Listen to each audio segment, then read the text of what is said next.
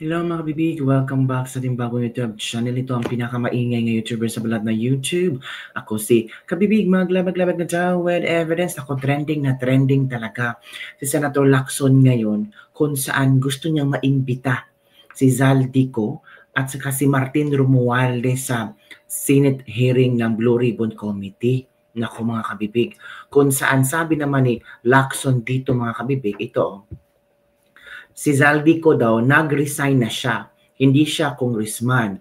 Wala akong obligasyon o wala na akong tinatawag na parliamentary courtesy doon sa lower house. Kasi hindi na siya member ng lower house. So yes, kung yun ang tanong, kung iimbitahan sa susunod na pagdinig, kung makakaroon kami ng pagdinig, padadalahan naman siya ng invitation letter doon sa kanyang address. Nako.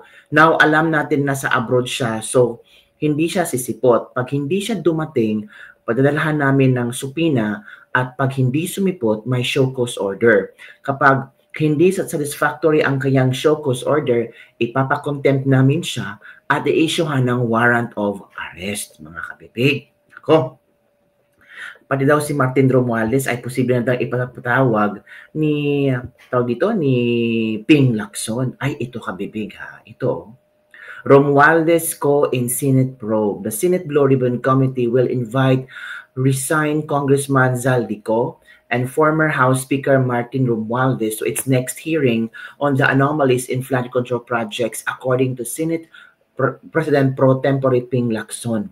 So, tingnan natin kung meron ba talagang mangyayari dyan.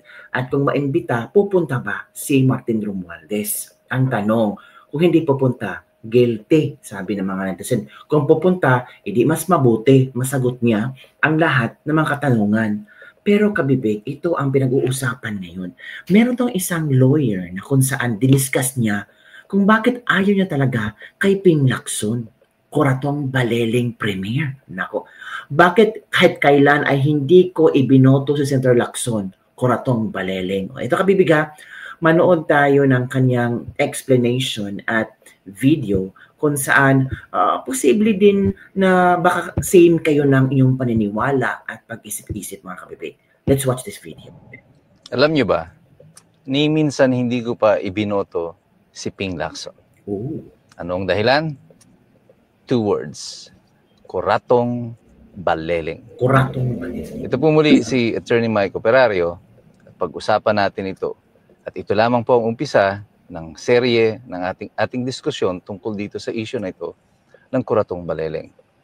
Noon pong May 18, 1995, bumulaga po sa Pilipinas ang isang balita na nagkaroon di umano ng shootout sa flyover, pagbaba ng flyover dito sa Commonwealth Avenue, at 11 tao ang namatay. Ooh. Ayon sa kapulisan, ito ay mga miyembro ng Corazon Baleling. Ako po ay bagong abogado pa lamang noon at kapipirma ko pa lamang sa Roll of Attorneys noong May 3, 1995. At pagkatapos ng 2 linggo, eto na, Corazon Baleling na. At ako'y bahagi na ng tanggapan ni Senator Rocco bilang isa sa kanyang mga abogado. Noon pong May 21, bigla pong sumulpot itong si SP Otto de los Reyes sa aming tanggapan. Pagkatapos po ng araw ng shootout, meron pong isang lumabas noon na artikulo sa dyaryo na pinasisinungalingan na ang shootout at sinasabi na ang mga pinatay sa loob ng van ay mga nakaposas. At nagkaroon lamang po ng linaw itong storya na to nang lumabas na po si SP Otto de los Reyes noong May 21, 2025. At nung sumunod na mga 1 linggo, 5 araw lang, May 26, sumulpot pa uli ang isa pang testigo na si Corazon de la Cruz na pinatotohanan niya ang lahat ng kwento ni SP Otto de los Reyes. Ang pagpunta po ni SP Otto de los Reyes sa aming tanggapan ay dahil sa kanyang takot na baka siya ang maging fall guy dito sa usapin na ito. Bakit niya sinabi yun?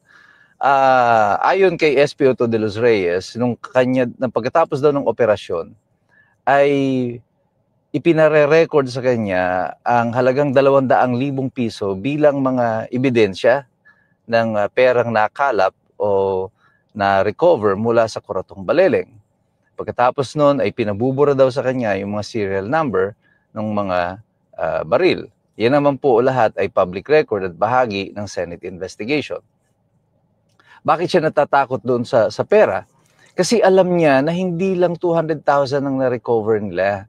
Ayon sa kanya at sa kay Corazon de la Cruz, 2 van ang sakyan ng mga pera na umaabot sa mga 200 million pesos at meron pang mga dolyar na mga around 1.2 million dollars na nakulimbat din, na ninakaw din itong mga Kuratong Baleleng sa ilang buwan nilang pamayagpag dito sa Kamaynilaan sa pang-hold up ng mga bangko. At sa kanyang paglabas bilang testigo, inumpisahan sa Senado sa pamumuno ng Committee on Justice and Human Rights na pinamumunuan ni Senator Raul Roco at ng komite ni Ernesto Maceda at saka ni Orly Mercado ang pag-iimbestiga. Dito na nga po ay gumulong na ang mga investigasyon. At sa daloy ng mga impormasyon doon sa investigasyon, lumalabas dito na yung 200 milyong piso na na-recover, pati yung 1.2 million dollars, ay is no longer accounted for. Hindi na nga po natagpuan kung saan napunta yung mga pera na yan.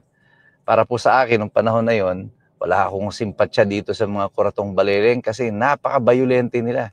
Ito yung mga tipo ng hold-upper na mamamaril muna, papatay muna bago mag-a-anunsyo ng hold-up. At sunod-sunod po yung kanilang hold-up nila noon sa Kamaynilaan. At wala kang mararamdaman na anumang lungkot sa kanilang kamatayan. Subalit, ang punto dito ay bakit kailangang i-set up pa na parang may shootout gayong nahuli naman na nila yung mga tao? Kung ang interest naman dito ay pera lang, o bakit di na lang sinalvage yung mga tao, binaon ng walang nakakaalam? Bakit kailangan may shootout pa? Sa mga pagtatanong doon sa Senado, lumabas na kapag pala may shootout, mayroong instant promotion ang mga involved doon sa operation. At bagamat mayroong supposed reward kina De Los Reyes ang kanilang promotion, mas masidhi yung kanyang takot na sila ay gawing fall guy dito sa sitwasyon na ito at yung konsensya niya na mayroong 11 tao na pinatay nung araw na iyon ng walang kalaban-laban. Well, 8 sa kanila ay inaresto sa Superville Subdivision sa Parañaque. Ito yung talagang mga miyembro ng Kuratong Baleleng. 3 sa kanila ay hinuli sa hiwalay na operasyon at dinala na lamang sa Camp Crame ayon sa testimonya ni SP Otto de los Reyes at saka ni Corazon de la Cruz. Si Corazon po ay isang lalaki. Iyon lang po ang kanyang pangalan. Pero matapos ang ilang oras ng pagkakadetine sa Camp Crame, sinakay nila sa van yung mga tao at nag-proceed sila papunta dito sa Commonwealth at doon na nga nangyari ang putukan. At ayon kay SP Otto de los Reyes, talagang nakaposas yung mga tao at sila ay pinagbabaril in close range at walang shootout na naganap. At ito lamang po ang umpisa ng serye ng mga kasinungalingan na naganap doon sa Senado.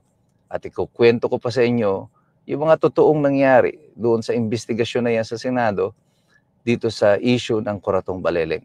Pero mayroong isang tao na ngayon ay hayag din at lutang na lutang dyan sa Senado na alam kung ano ang nangyari dito sa investigasyon ng Kuratong Baleleng sapagkat siya ang unang tumayong abogado ni SPO2 Eduardo de los Reyes.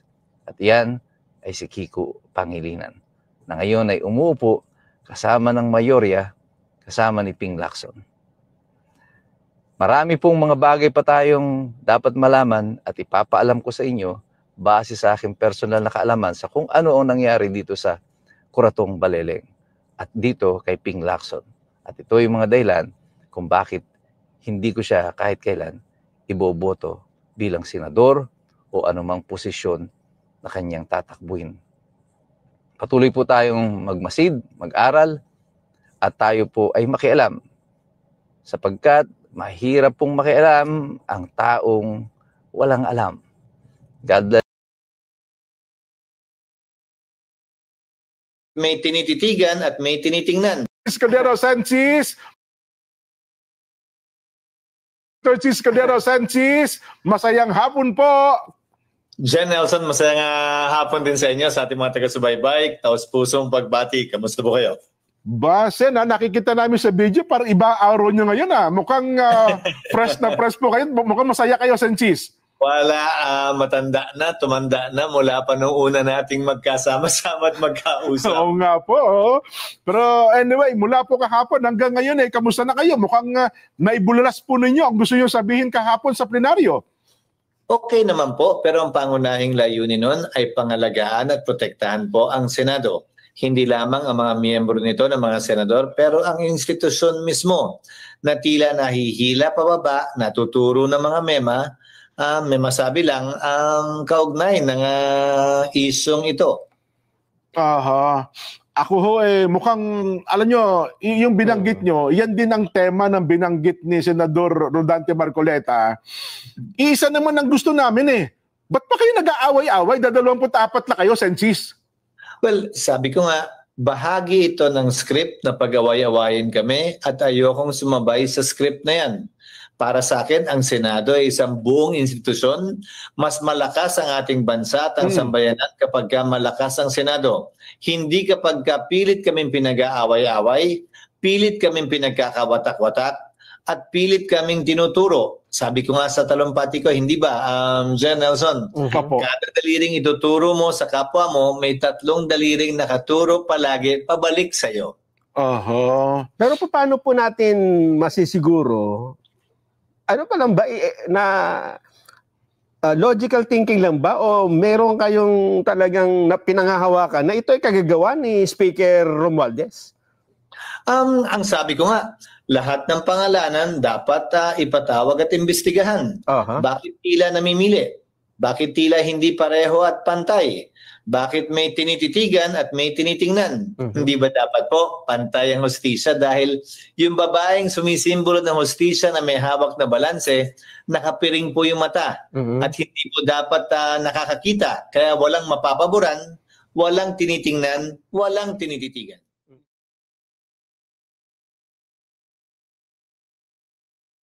Francis Caldero Sanchez, masayang